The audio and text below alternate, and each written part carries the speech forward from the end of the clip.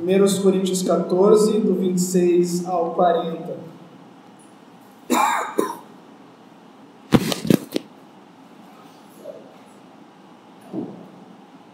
(14, 26 ao 40), e essa é a quarta mensagem de baixo sobre o tema promovendo a edificação da igreja. Capítulo 14, Paulo ele está preocupado com uma igreja que é extremamente problemática, que foi extremamente problemática, passeando pela carta de 2 Coríntios, o que dá a entender é que a igreja não teve uma melhora significativa no comportamento e no desempenho deles, especialmente na visão que eles nutriam a respeito do apóstolo, mas mesmo assim o apóstolo aqui ele delineia, ele traça e ele traz não somente para a igreja de Corinto, mas para qualquer igreja que considera a palavra de Deus, as instruções para que como que o culto público deve decorrer, ou deve se desenvolver. Como que nós sabemos que Deus está agindo nesse momento que nós estamos tendo? Não somente o cântico, o testemunho, a leitura da palavra, mas também a pregação. 1 Coríntios 14, 26 ao 40 diz: Que fazer, pois, irmãos? Quando vos reunis, um tem salmo, o outro doutrina, este traz revelação, aquele outra língua, e ainda outro interpretação. Seja tudo feito para a edificação. No caso de alguém falar em outra língua, que não sejam mais do que 2, ou quando muito 3, e isto sucessivamente, e haja quem interprete. Mas não havendo intérprete, fique calado na igreja, falando consigo mesmo e com Deus. Tratando-se de profetas, falem apenas 2 ou 3, e os outros julguem. Se porém vier revelação a outrem que esteja assentado, cale-se o primeiro, porque todos podereis profetizar, um após o outro, para todos aprenderem e serem consolados. Os espíritos dos profetas estão sujeitos aos próprios profetas, porque Deus não é de confusão, e sim de paz. Como em todas as igrejas dos santos, conserve-se as mulheres caladas nas igrejas, porque não lhes é permitido falar, mas estejam submissas como também a lei o determina. Se, porém, querem aprender alguma coisa, interroguem em casa a seu próprio marido, porque para a mulher é vergonhoso falar na igreja. Porventura a palavra de Deus se originou no meio de vós, ou veio ela exclusivamente para vós outros? Se alguém se considera profeta ou espiritual, reconheça ser mandamento do Senhor o que vos escrevo. E se alguém o ignorar, será ignorado. Portanto, meus irmãos, procurai com zelo o dom de profetizar, e não proibais o falar em outras línguas. Tudo, porém, seja feito com decência e ordem. Vamos orar.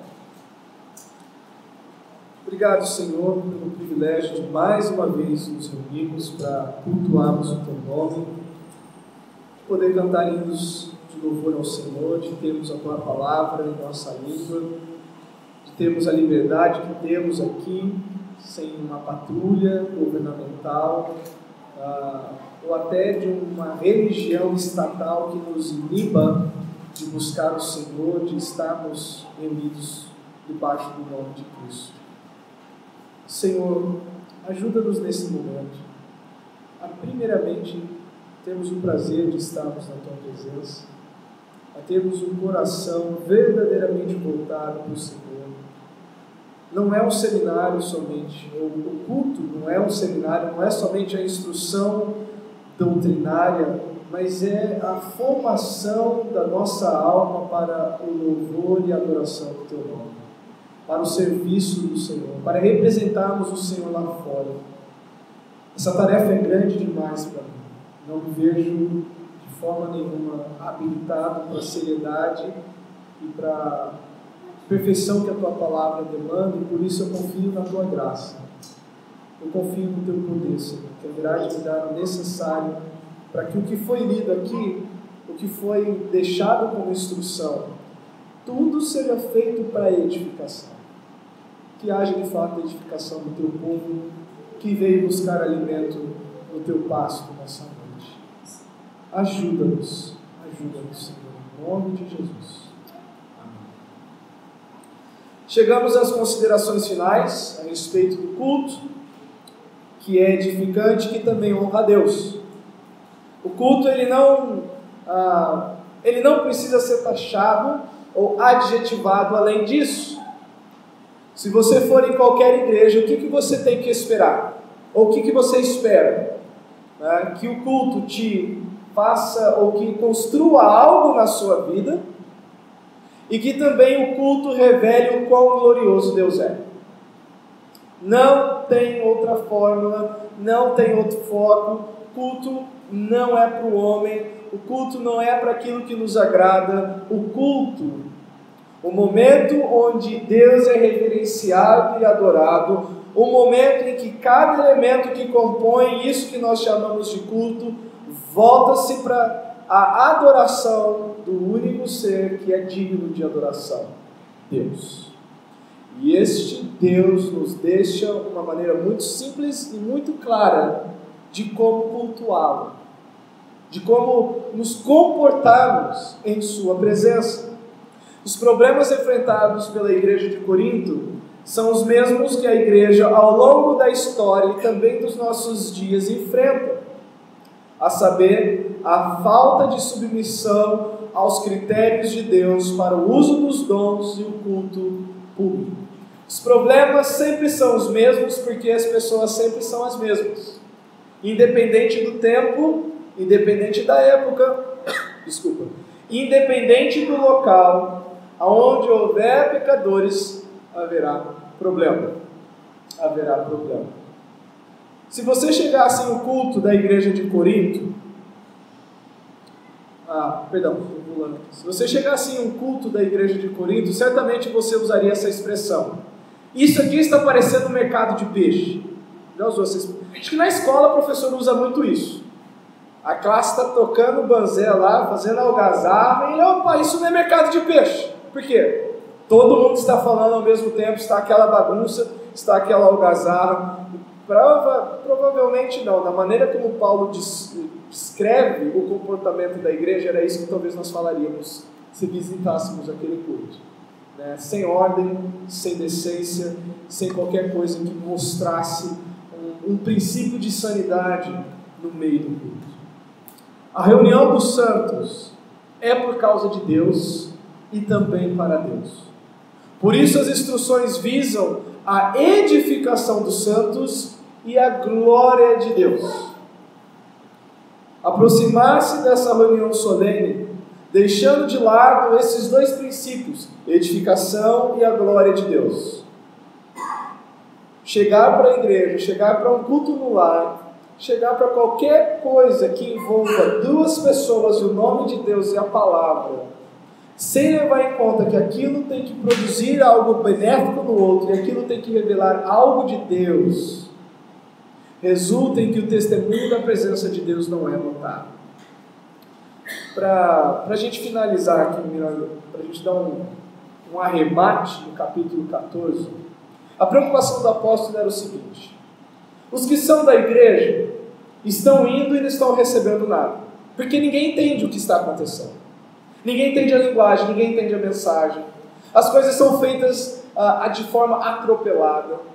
Os que são fora da igreja, quando são visitantes naquela igreja local, eles também não entendem nada.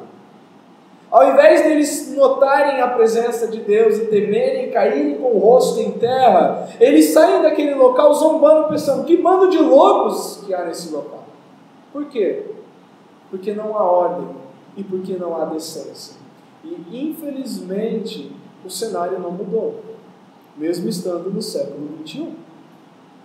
Há inúmeras, e a perder de vista, inúmeras igrejas, congressos, onde todo tipo de aberração é proferida em nome do Espírito Santo.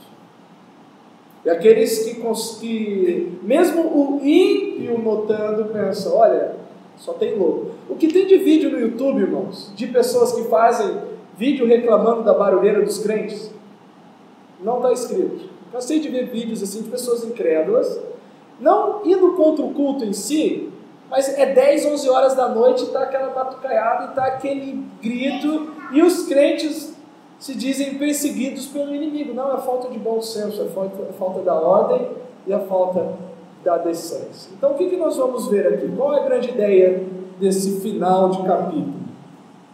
O que nós podemos aprender do que Paulo está resumindo aqui? Pessoas espirituais se submetem à palavra. Paulo está dando instruções. E ele termina dizendo, se alguém se julga espiritual, reconheça que o que eu estou falando vem do Senhor. Então, se você se vê como uma pessoa espiritual, você vai se submeter à palavra. Você vai se sujeitar à instrução bíblica. Pessoas espirituais se sujeitam à palavra, edificando o próximo e glorificando a Deus. E uma vez que o que Paulo retrata aqui é um apanhado do que ele já de maneira muito extensa explicou, nós não vamos ter muito problema em acompanhar e também de finalizar aqui. Então a pergunta que nós fazemos para Paulo, e ele vai nos responder de duas formas. A pergunta é o seguinte: o que se espera de um culto a Deus, Paulo? Paulo é o ministro de louvor, vamos pensar assim.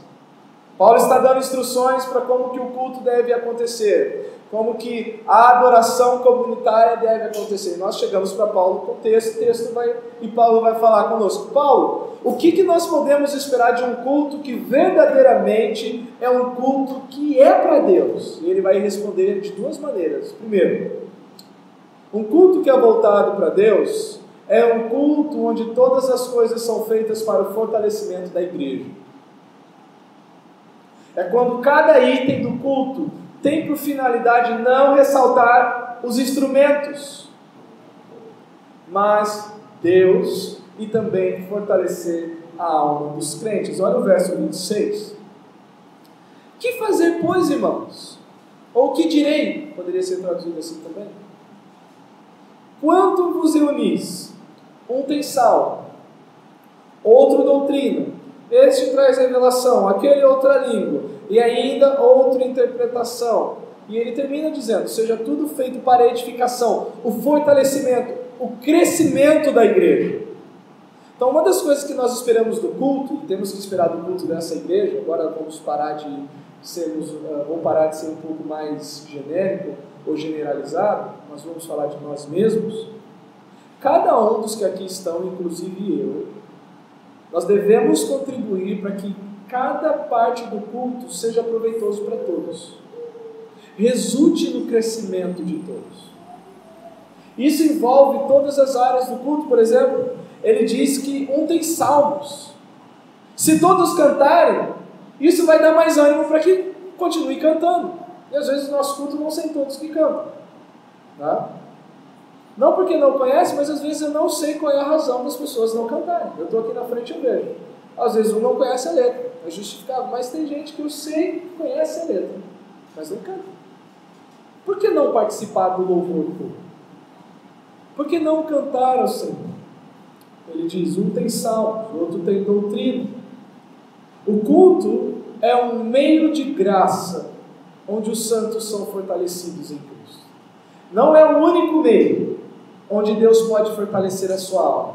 Nós não vamos cair no erro da Igreja Católica, que dizia que a única maneira de você receber de Deus algo é participando da missa. Fora disso, Deus não vai trabalhar na sua vida. Nós não vamos chegar a esse ponto. Longe de nós não temos esse monopólio, mas nós não podemos deixar de negar, ou melhor dizendo, nós não podemos negar o seguinte, que o culto, esse momento, é um meio que Deus tem para trabalhar na sua vida. E se você durante a semana já não tem tempo com Deus, quando que Deus vai trabalhar na sua vida? Quando que Deus vai trazer o crescimento e o fortalecimento que a sua alma necessita? O culto público é uma ferramenta onde Deus traz aquela lapidação nas nossas almas. Os meios empregados não são a graça em si, mas instrumentos que Deus usa para o nosso crescimento. Eu sou um meio, pregação, mas eu não sou a graça final para você. Eu não posso, não há em mim, não flui de mim o poder que lhe causa o crescimento. Vem de Deus.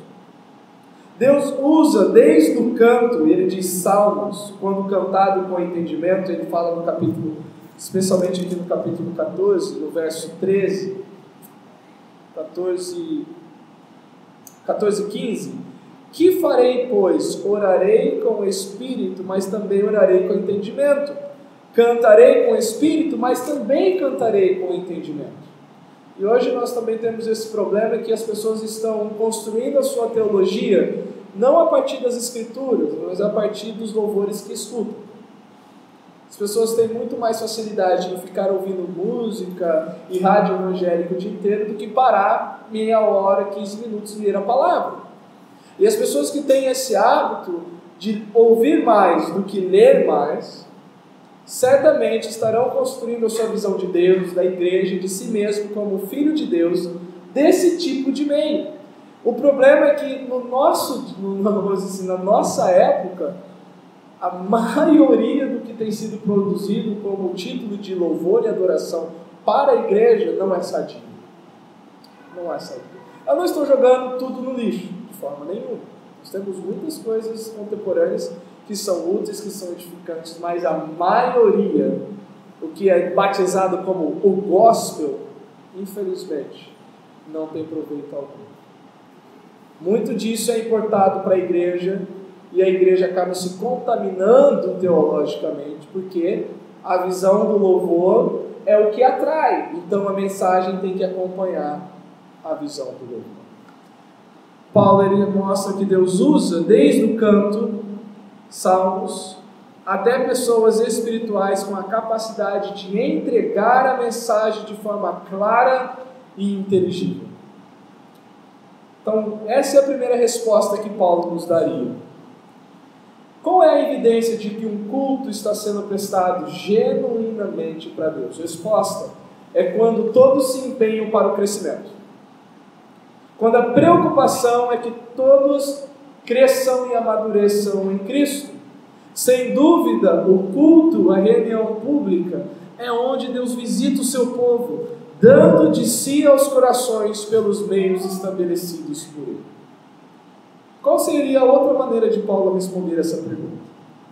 Além de dizer, olha, o culto que Deus se agrada é o culto onde as pessoas crescem, onde as pessoas amadurecem, onde as pessoas são aperfeiçoadas na fé, onde não há estrelismos, onde não há um individualismo, onde o foco não é o ministro de louvor, onde o foco não é o pastor, mas o foco é todos em volta do nome de Cristo. A segunda forma de Paulo responder isso seria o seguinte: um culto que Deus genuinamente é honrado é o culto onde todas as coisas são feitas de maneira que honram a Deus. Deus é honrado quando há ordem, quando há decência. Olha o verso 40, capítulo 14. Tudo, porém, seja feito com ordem e decência. Então esses são os dois princípios pedra angular, ou pedra de toque. Um culto que agrada a Deus é o culto onde as pessoas são de fato trabalhadas para o crescimento, elas não são, como que eu posso dizer, incitadas no seu emocional somente, mas há uma preocupação que todo o ser seja formado em Cristo, e o culto também é voltado para refletir a ordem que Deus tem. Então pense nisso daqui como os dois lados, os dois pães que formam um sanduíche. O crescimento é uma fatia e a glória de Deus é outra fatia. Mas e o recheio? É o que nós vamos ver agora. E o recheio disso?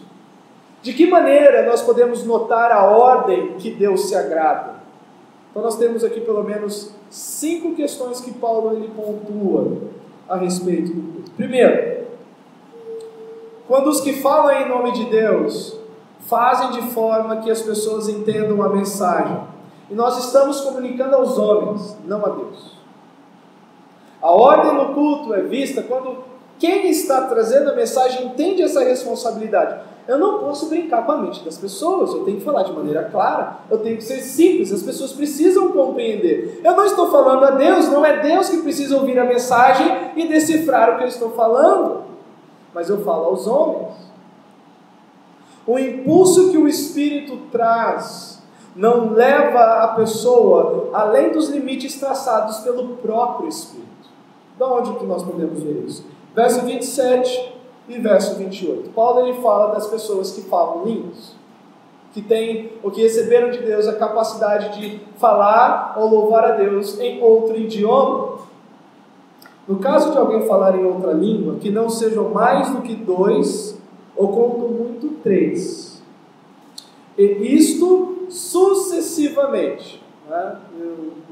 Talvez algum amigo pentecostal meu esteja ouvindo o sermão, porque eu gravo e eu mando, tem muita gente que ouve fora do nosso meio aqui, mas eu já pude participar e ver com muita tristeza quantas vezes 5 pessoas começavam a falar naquilo que eles chamam de línguas no meio do culto, e eu ficava pensando, onde está o Espírito Santo nisso?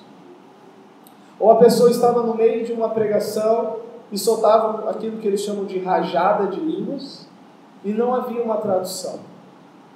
E as pessoas vibravam, achando que aquilo vinha do Espírito. Paulo está de maneira bem simples e clara dizendo o seguinte: o Espírito Santo ele vai levar pessoas a falarem outros idiomas, mas ele não vai levantar pessoas a ferirem aquilo que ele mesmo está prescrevendo. No final, no capítulo 14, ele vai dizer o seguinte: reconheçam que o que eu estou falando é mandamento do Senhor. Não é fruto da cabeça de Paulo, é Deus através de Paulo pontuando estas questões. No caso de alguém falar em outra língua, que não sejam mais do que 2, ou quando muito 3, e isto sucessivamente, e há uma condição aqui, há 2 condições. Primeiro, um de cada vez. E esse um de cada vez só é possível se houver quem interprete. Se não tiver interpretação, mesmo que existam 10, nenhum deles deve se levantar para falar. Nenhum deles deve se levantar para falar. Verso 28, mas não havendo intérprete, fique calado na igreja, falando consigo mesmo e com Deus. E a ideia de Paulo é o seguinte: se não tem quem interprete, que fale ele com Deus, mas não fale aos homens, porque não haverá edificação. Isso daqui não é ser, vamos dizer assim, radical ou insensível com os nossos irmãos que entendem que isso funciona hoje. Mas não vem do Espírito Santo qualquer manifestação que fira qualquer vírgula destes princípios que estão sendo traçados por Paulo. Eu não me atrevo a dizer o que possa ser. Eu tenho certeza do que não é. Eu tenho certeza que não é o Espírito Santo, que levanta 5 pessoas para transformar o culto num mercado de peixe. E as pessoas acharem que por muito barulho a presença de Deus foi manifesta ali. Então Deus ele é honrado quando há esse tipo de ordem. As pessoas entendem qual é o seu papel e entendem como elas devem funcionar no culto. Uma outra maneira de Deus ser honrado com a ordem é em relação aos profetas, aos pregadores. Quando os que falam em nome de Deus fazem de forma a não causar confusão, sujeitos ao julgamento da palavra e ao Espírito Santo. Olha o verso 29 até o 33, é um pedaço maior que se trata dos profetas, dos pregadores. Naquele ambiente, naqueles dias, havia sim a manifestação extemporânea ou sobrenatural de pessoas tomadas pelo Espírito que traziam uma mensagem para a igreja. Tratando-se de profetas, fale apenas 2 ou 3 e os outros julguem. Se porém vier revelação a outrem, que esteja assentado, se cale-se primeiro, porque todos podereis profetizar, um após o outro. Para o quê? Todos aprenderem e serem consolados. Os espíritos dos profetas estão sujeitos aos próprios profetas, porque Deus não é Deus de confusão e sim de paz. Deus ele é honrado quando aqueles que manifestam línguas entendem como isso deve ser feito.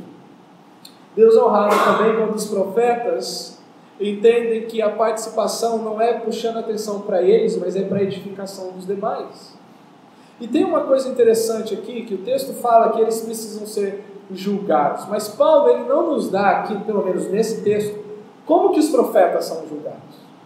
Então teve um expositor chamado, deixa eu pegar o nome dele aqui, M. Taylor, não tem o primeiro nome, que dentro mesmo da Epístola aos Coríntios, ele mostra pelo menos uns 7 critérios que poderiam ser usados para julgar um profeta. Até do que Paulo mesmo fala a respeito dele. Ele mesmo diz, olha, julgai o que eu vos digo, se vem do Senhor, ou porque eu recebi do Senhor. Então vamos ver pelo menos esses 7 critérios, vamos passar por cima deles. Um critério que poderia ser usado para julgar não os profetas somente, mas até mim como pregador. O que eu vou falar agora pode ser aplicado para mim, os professores de escola dominical. O que se diz está de acordo com a tradição de Jesus e com a pregação do Cristo crucificado? O ensinamento que está sendo trazido confirma, corrobora, anda, faz eco a algo que Cristo mesmo já ensinou? Paulo, por exemplo, na ceia ele diz, porque eu recebi do Senhor o que também vos entreguei. No capítulo 7 ele diz assim, falo não eu, mas o Senhor, e ele dá as instruções a respeito do casamento. Então isso é um critério que pode ser aplicado.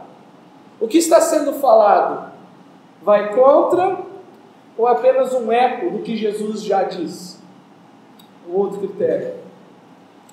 Concorda com a Escritura como é devidamente interpretada através de Cristo? O que está sendo ensinado?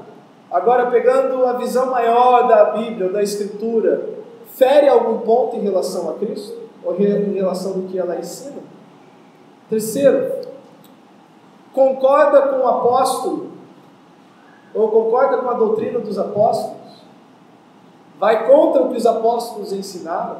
E nós vamos chegar num ponto aqui da carta, em que alguns chegam até a dizer que nem foi, quando fala-se das mulheres, a participação delas no culto, há um grupo muito grande de críticos textuais que dizem, não, esse texto aqui não foi o apóstolo Paulo que escreveu. Esse texto aqui foi enxertado na Escritura. E aí quando pegam as partes que Paulo diz assim, falo, não é o Senhor falando, mas sou eu. Aí eles dizem, então se é o apóstolo Paulo que está falando, não vale, só vale o que Jesus e o que Deus fala. De vez em quando aparece esse tipo de pessoa.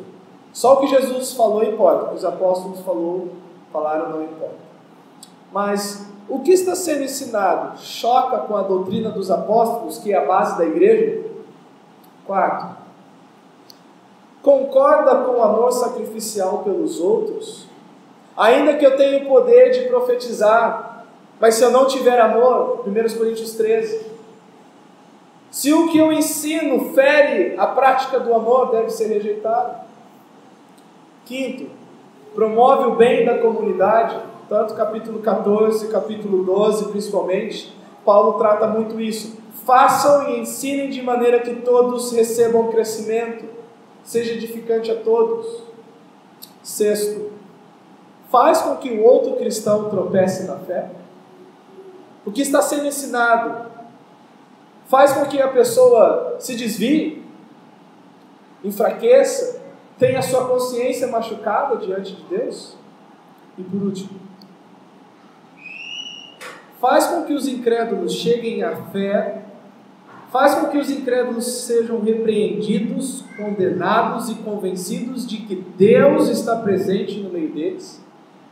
A mensagem, o conteúdo da mensagem, por que não dizer também a forma? Há muitas formas absurdas de transmitir a palavra hoje, que se faz no nome de Deus nas igrejas, mas o conteúdo da mensagem contribui para que a pessoa compreenda que Deus está aqui ou afasta essa pessoa de Deus.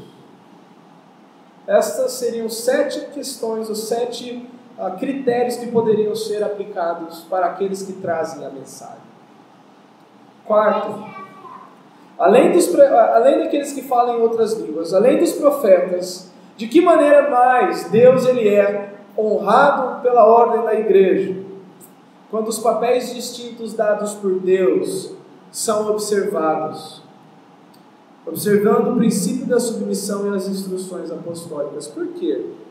Porque depois que Paulo fala dos profetas, ele fala das esposas. E como que essas esposas deveriam se comportar no culto público? Lógico que aqui nós temos um salto cultural enorme. Havia um contexto em que as mulheres de Corinto, né, que a sociedade corintiana, acho que pode falar sociedade corintiana, né? Havia uma visão do papel da mulher muito que chocava com os princípios e os padrões bíblicos para a família. E esse é o texto que eu falei que é uma dor de cabeça. Um grupo vai dizer o seguinte, no verso 35, melhor, no final do verso 34, verso 35. Como todas as igrejas dos santos, conservem-se as mulheres caladas nas igrejas, porque não lhes é permitido falar, mas estejam submissas como também a lei determina.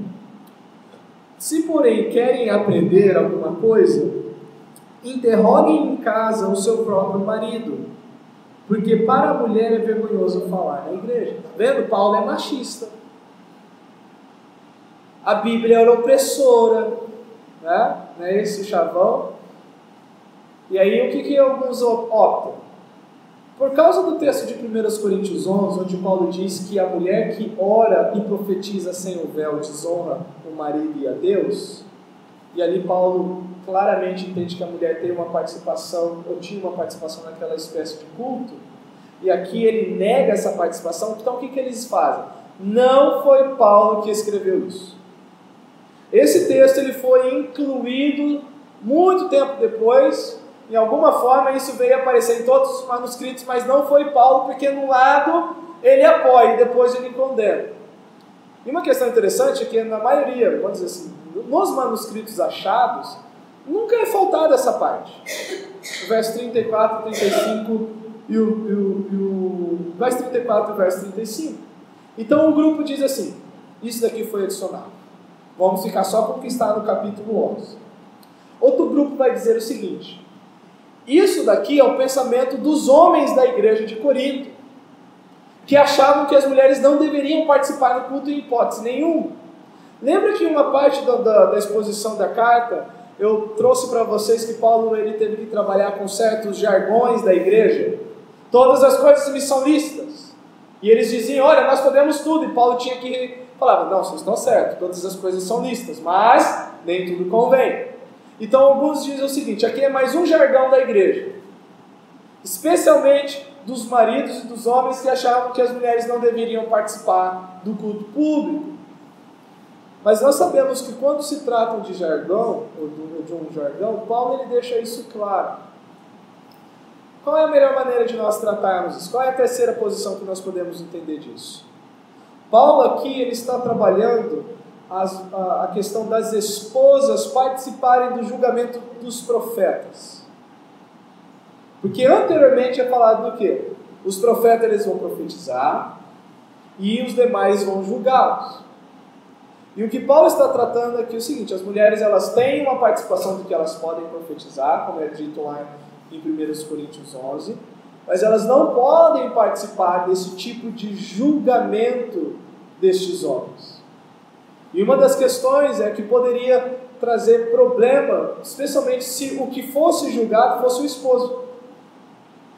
Está lá, o esposo levanta para profetizar e a mulher levanta-se para julgá-lo. Onde que o princípio da submissão, que é relatado lá em 1 Coríntios 11, fica? Vai para o ralo.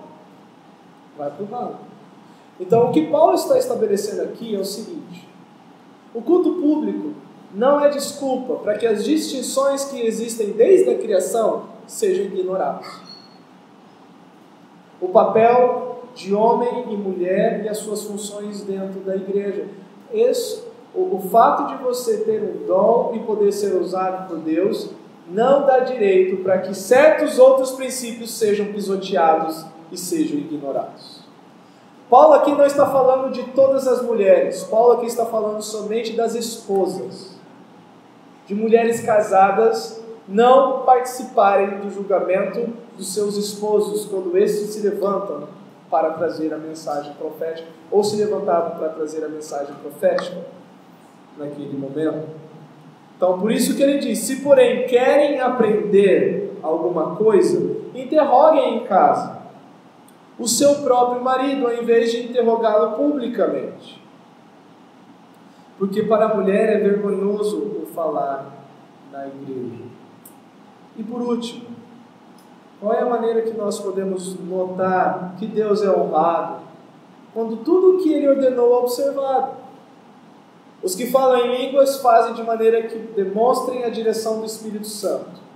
Os profetas profetizam de forma que um não atropele o outro, porque o profeta tem o espírito do profeta é sujeito ao próprio profeta. Ainda que exista o impulso do Espírito Santo, isso não anula a volição e a vontade do homem. Por que isso é importante? Porque não existe transe. Sabe o que é transe? Quando a pessoa entra num estado que parece que ela não está aqui, e ela começa a falar, como se não houvesse controle. Dentro da descrição de Paulo de um culto que agrada a Deus, essa configuração de pessoa adorando a Deus não existe. Uma pessoa sem ordem, que perturba todo mundo, que atrapalha o andamento do culto. Isso não existe dentro do que Paulo está dizendo. Aqueles que são levantados pelo Espírito também têm o poder de refrearem-se e notarem se é propício ou não participar daquele momento, daquela forma e naquela circunstância. E por último, o culto que honra a Deus, mostrando a ordem de Deus no culto, é quando todos contribuem para o bom andamento do culto, recebendo a palavra, não resistindo à instrução. Paulo volta-se para um último grupo aqui, o grupo que não é de Paulo. Lembra lá no início? Eu sou de Paulo, eu sou de Apolo, eu sou de Cristo. Não que ele estava advogando a esse grupo, mas ele trata do grupo que é independente.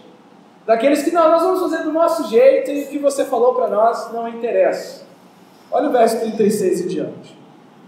Aí ele volta-se para esse grupo.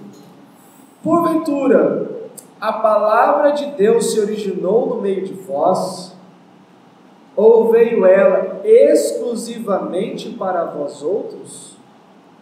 Se alguém se considera profeta ou espiritual, e aí ele lança a linguagem hipotética, se alguém dentre vós se vê como uma pessoa extremamente espiritual, cheia do Espírito, reconheça ser mandamento do Senhor o que vos escrevo. Por quê? Haveria a possibilidade de pessoas ouvirem aquilo e dizer: isso é Paulo falando, isso não é de Deus. E se alguém o ignorar, será ignorado. Portanto, meus irmãos, procurai com zelo o dom de profetizar, e não proibais o falar em outras línguas. Tudo, porém, seja feito com decência e honra. O culto é uma bênção para as pessoas e é uma glória para Deus quando todos contribuem, fazendo a sua parte. Quando as pessoas ouvem a palavra e dizem: bom, eu vou abraçar e eu vou me submeter e eu vou fazer do jeito que a palavra manda. Eu não vou ficar criando e mas, e porquês, e sis e poréns. Deus disse, eu acato e assim que será feito. Qual é a conclusão que nós podemos tirar? Pelo menos 3 aqui, do que Paulo fala do capítulo 12 até o capítulo 14, especialmente sobre o culto. Primeiro, nossa maior preocupação em relação ao culto deve ser dupla. Nós devemos ter 2 preocupações com relação ao culto. Primeiro, como eu posso contribuir para o bom andamento do culto? Qual deve ser a minha participação no culto? Como que eu posso ajudar para que o culto ocorra de uma maneira ordeira? E há inúmeras formas de fazer isso. E a segunda preocupação é: como eu posso contribuir para ressaltar a presença de Deus em nosso meio? Como Como que você pode fazer para que um visitante perceba que Deus está aqui? Talvez em alguns outros lugares diziam, olha, caia no poder, e a pessoa vai pensar que Deus está aqui. Mas não é isso que Paulo está ensinando. Duas coisas básicas. Como que eu posso contribuir para o bom andamento do culto? De maneira que fique ordeiro e decente. Mas também como que eu posso contribuir para que as pessoas notem que Deus está aqui? Qual deve ser a minha parcela para evidenciar que Deus está aqui?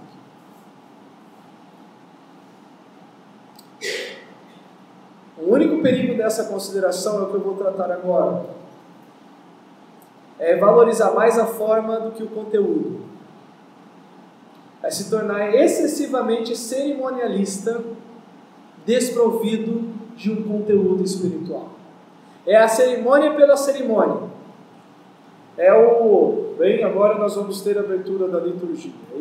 Não pode fugir daquilo. É valorizar a forma acima do conteúdo. Ainda que externamente o nosso culto demonstre ordem, o poder da presença de Deus é visto não pela forma externa, mas pelo coração que é submisso à sua vontade.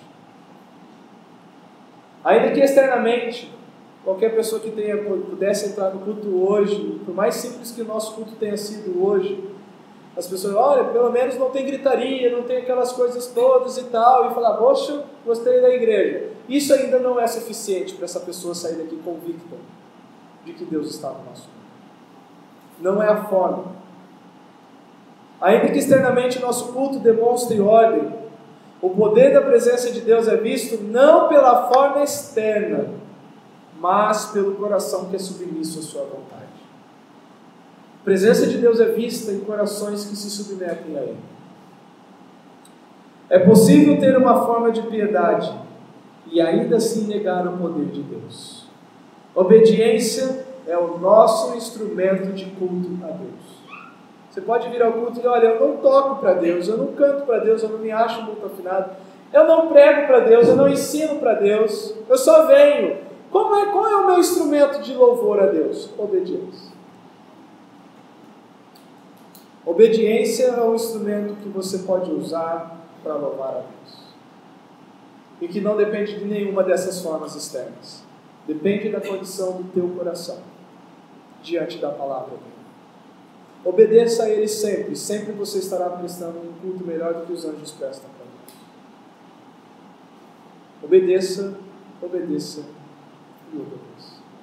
Essa é, vamos dizer assim, a finalização desses capítulos 12, 13 e 14 de 1 Coríntios sobre o culto público.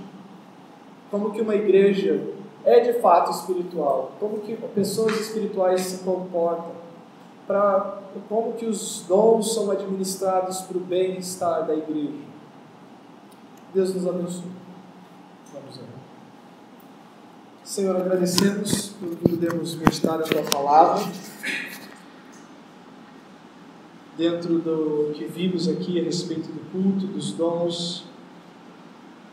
É o Senhor quem dá dons, é o Senhor quem capacita, é o Senhor quem abre portas para o ofício.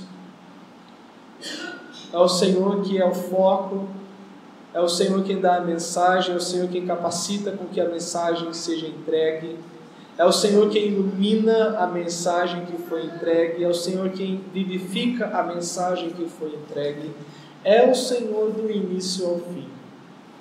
Mas aprove ao Senhor fazer uso de nós como instrumentos para a glória que o Senhor traz a si mesmo. Fora destes portões, fora dessas quatro paredes, o culto deve continuar. A sua presença não é nula, não fica em stand-by, não perdemos a sintonia, pelo contrário, intensifica-se mais ainda, porque somos só nós e o Senhor, cada um no seu respectivo lugar.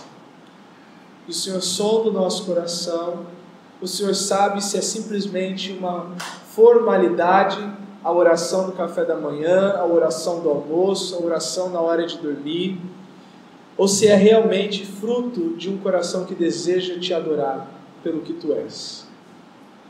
Ensina-nos, Senhor. Há muito que precisamos aprender.